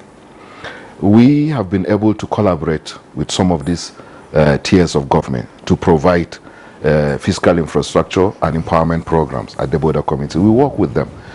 But the way forward will be for the federal government to identify that in providing for these border communities, a lot of funds have to be provided to support the activities of Border Communities Development Agency. It's just like giving somebody a portion of land and telling him to farm there. He needs implement, he needs input. And the inputs that we require, it's funding. Of course, we've looked towards other sources of funding through donor agencies and other development partners. But I can assure you that the only one form, the only way forward is for us to have real support in terms of funding from the federal government. Thank you so much. Thank you so much for your insight. And that's our conversation on management of border communities. But first of all, before we go, we have to thank our guest, Mohammed Babande, Comptroller General of the Immigration. Babande, it's a pleasure having you on Good Morning Nigeria, as always, for your insight. Thank you. And Sabo Gondu, Assistant Comptroller Immigration, retired. Thank you so much for coming on the program. Sorry, yes. You know, when the officers, they are usually very conscious of their rank. Yes. Comptroller General. Comptroller. It will say that you are reducing Comptroller General. And Sadiq Abdullah Isa, Deputy Director and Head Public Affairs and Protocol Border Communities. It's a pleasure having you. Thank you very much. We'll take our sports update right now. When we return, we sign off. Argentinian Leo Messi beat Virgil van Dijk and Cristiano Ronaldo to win the Best Men's Player award at the FIFA Awards. The Barcelona star scored more league goals than anyone else in Europe last season, registering 36 times as he helped the Spanish side win another La Liga. It is also the 6th time the 32-year-old has scooped the award, now seeing him move one ahead of rival Cristiano Ronaldo. It was the second award of the night for the Argentinian forward, who was also included in the men's team of the 2018-2019 season, which included Memphis Delight, Sergio Ramos, Virgil van Dijk, and Marcelo, who made up the defense.